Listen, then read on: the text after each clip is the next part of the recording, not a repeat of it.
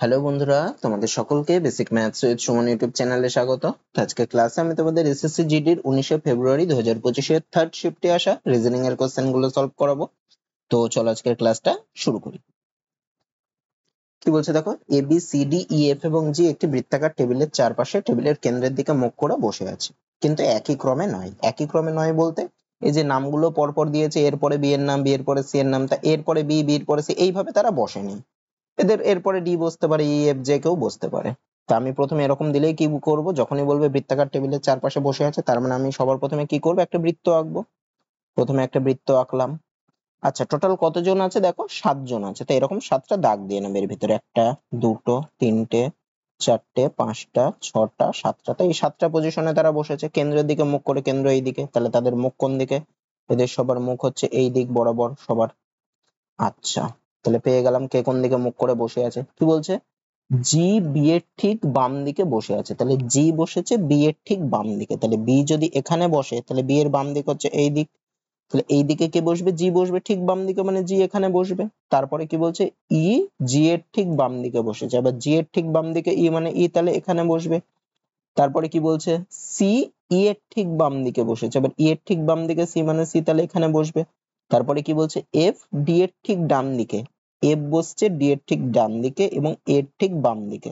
আচ্ছা, এটা বাদ দিই। তারপরে কি বলছে, ডি বি এর ঠিক ডান দিকে বসেছে, আবার ডি বসেছে বি এর ঠিক ডান দিকে, বি এখানে, তাহলে বি এর ঠিক ডান দিকে ডি, মানে ডি তাহলে এখানে বসবে।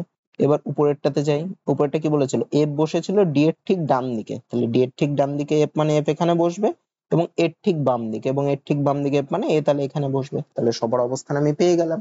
আমাকে কি বের করতে বলেছে, সি এর ঠিক বাম দিকে কে বসেছে, সি কোথায়, সি এখানে, তাহলে সি এর ঠিক বাম দিকে মানে এদিকে কে বসেছে, এ বসেছে, তাহলে সি এর ঠিক বাম দিকে কে বসেছে, এ, অপশন সি হবে।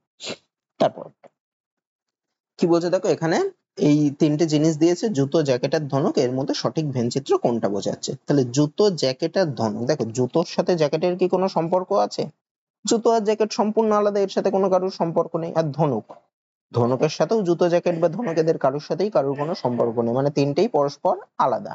তাহলে এরকম টাইপের এদের ভেন চিত্রটা হবে। এই যে অপশনটা দেখছো, এটাই প্রথম অপশন, এটা এ অপশন। তা এইটাই হচ্ছে জুতো, জ্যাকেট আর ধনুক, তিনটেই আলাদা, মানে এই অপশনটা হবে অপশন এ।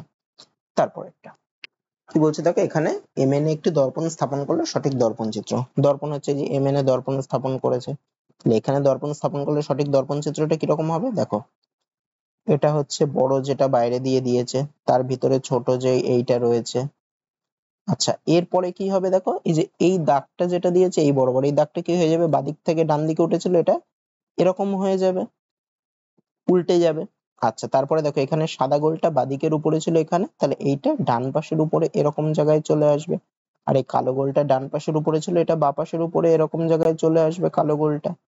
তারপরে কি, আর নিচেরটাও ঠিক উল্টে যাবে, বাঁ পাশে কালো গোলটা ছিল, এটা ডান পাশের নিচে চলে যাবে কালো গোলটা। আর ডান পাশে সাদা গোলটা ছিল, ওটা বাঁ পাশের নিচে চলে আসবে সাদা গোলটা, তার মানে এরকম হবে।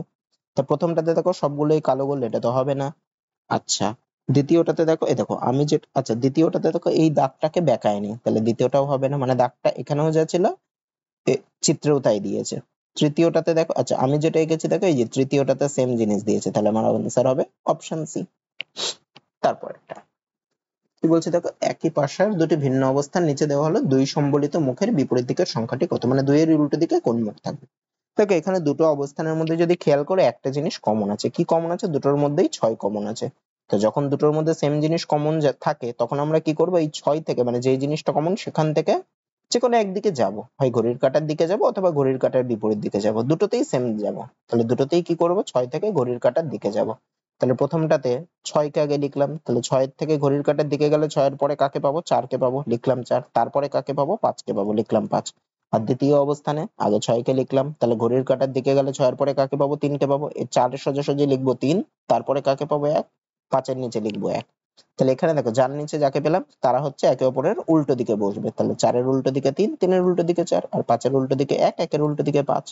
এটা পেয়ে গেলাম। তো 6 এর নিচে 6 রয়েছে, মানে কি 6 এর উল্টো দিকে তো 6 বসবে না, তাহলে 6 এর উল্টো দিকে কি বসবে, যে বাকি থাকলো সে বসবে। কে বাকি আছে, 2 বাকি আছে, তার মানে 6 এর উল্টো দিকে 2 বসবে, আর 2 এর উল্টো দিকে 6 বসবে। আমাকে কি চেয়েছে, 2 এর বিপরীতের সংখ্যা কি, 2 এর বিপরীতের সংখ্যা কি হবে, 6 হবে, মানে অপশন সি। তারপর একটা কি বলছে দেখো, একটি কোড ল্যাঙ্গুয়েজে ডু দা ম্যাথ ওটাকে লিখছে এবিসিডি ইএফ। আচ্ছা, ডু দা ম্যাথ এটাকে কি লিখছে এ B C D E F.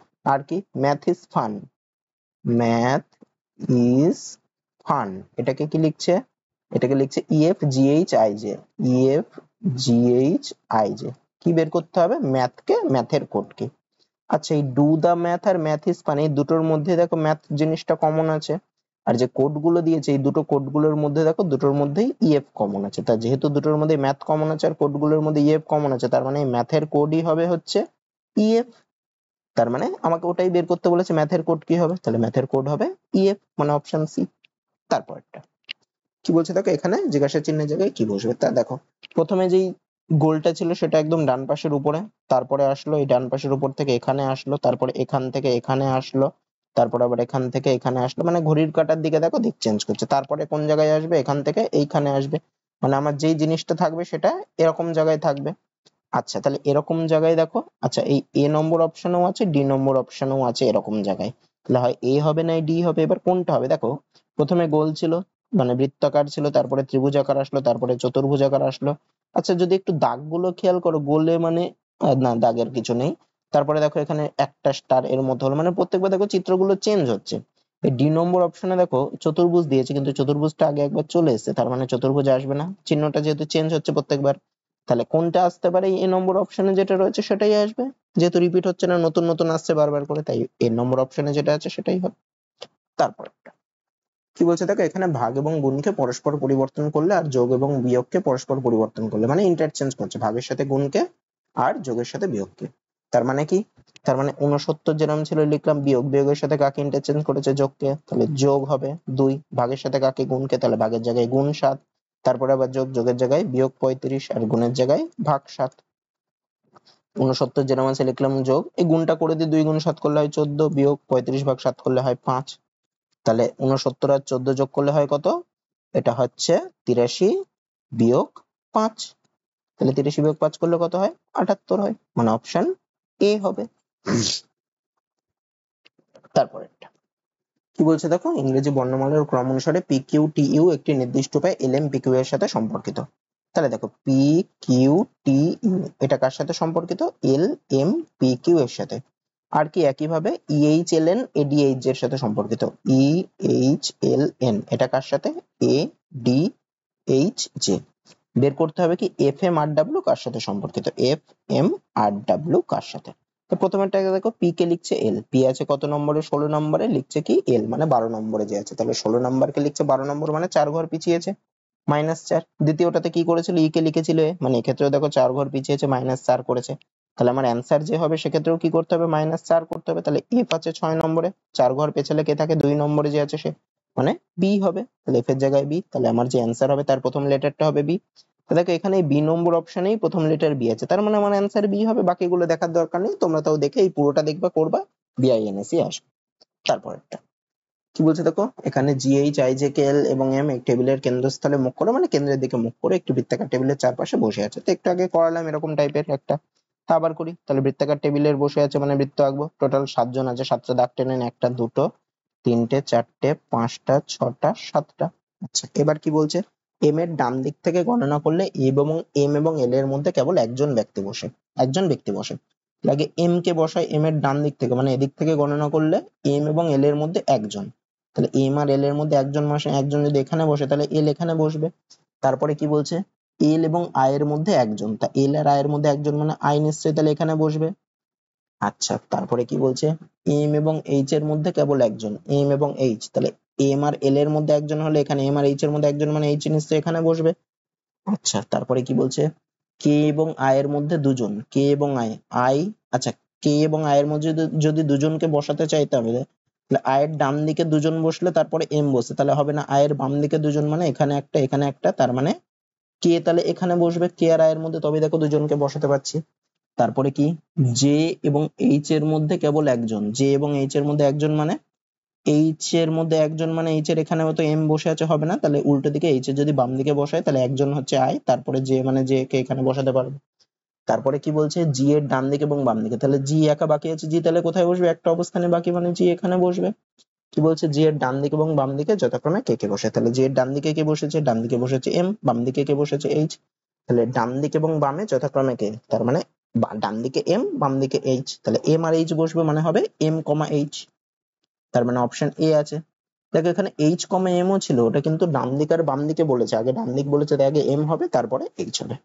তারপরটা কি বলছে, একটি কোড ল্যাঙ্গুয়েজে বলে দিয়েছে আমাকে, কি বলে দিয়েছে, আর একটা সি মাইনাস ডি ইন্টু ই ভাগ এ প্লাস জি।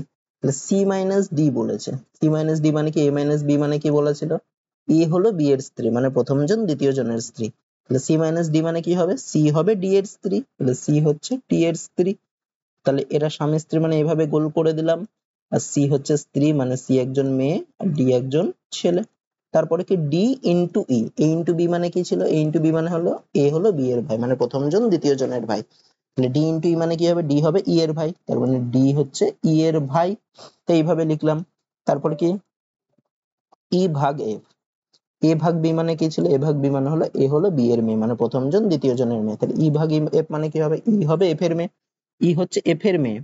তাহলে এফ এর মেয়ে হচ্ছে ই, তার মানে ই একজন মেয়ে। আবার ডি আর ই ভাই বোন, তার মানে এফ এরই ছেলে হবে ডি।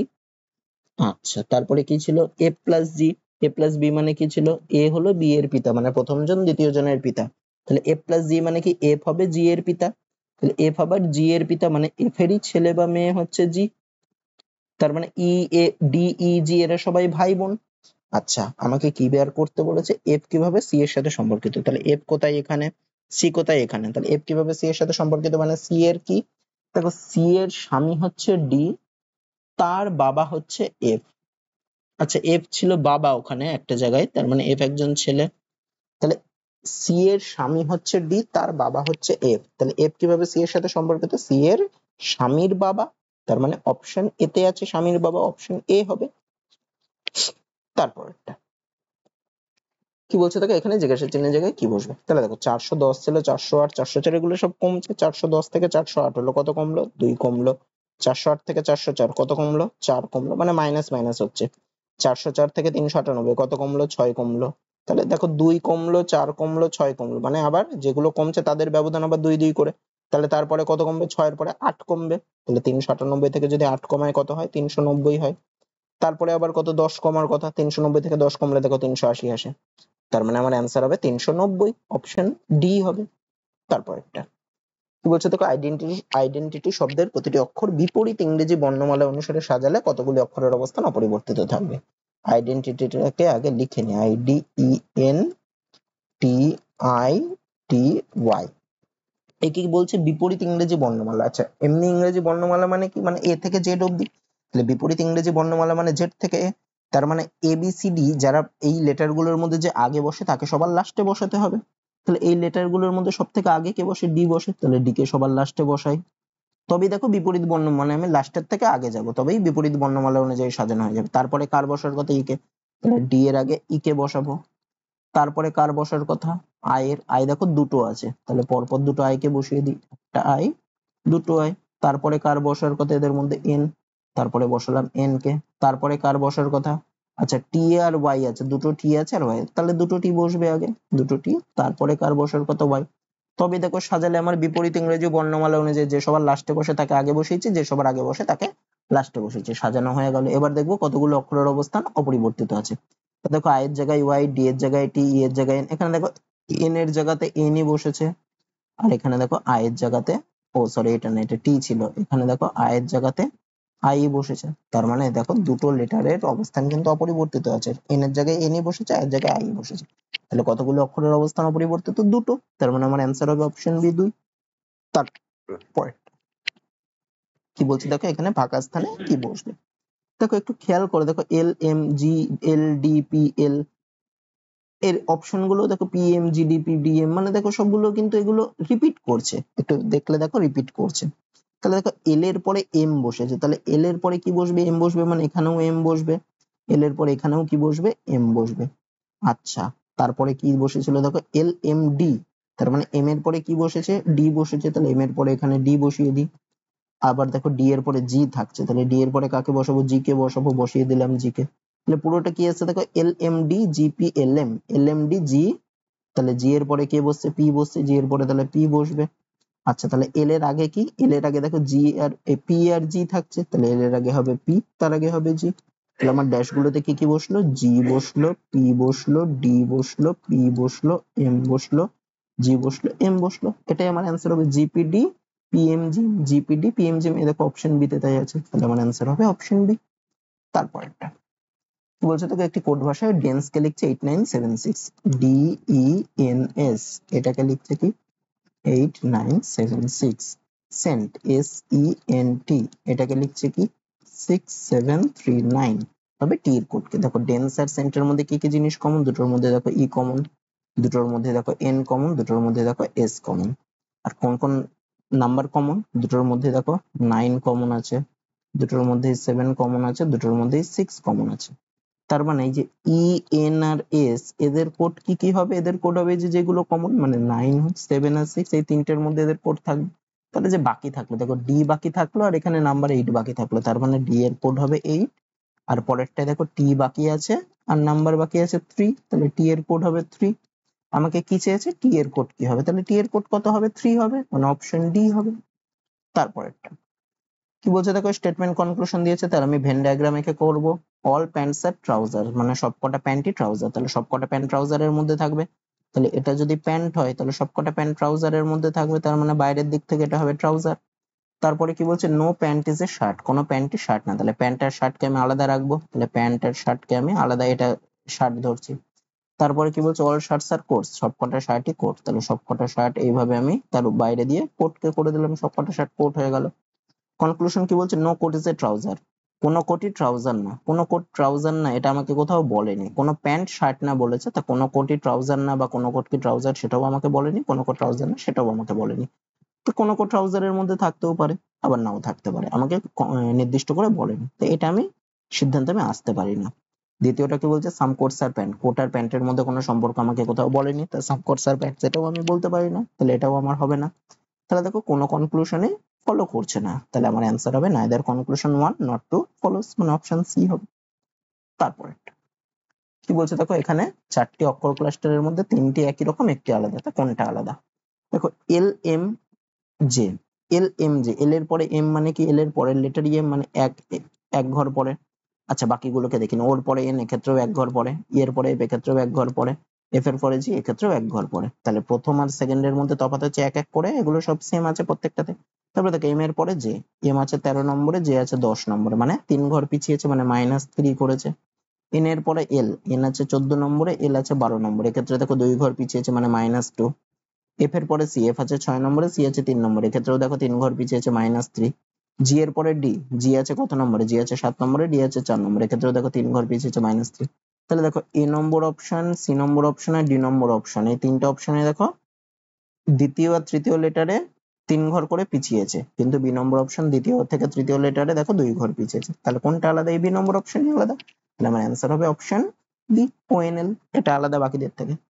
তারপরেরটা কি বলছে দেখো, ইংরেজি বর্ণমালার ক্রম অনুসারে O Q U T Q S W ভির সাথে সম্পর্কিত, তাহলে লিখে ফেলি ও কিউ ইউটি, এটাকে কি লিখছে কিউ এস ডাব্লিউ ভি।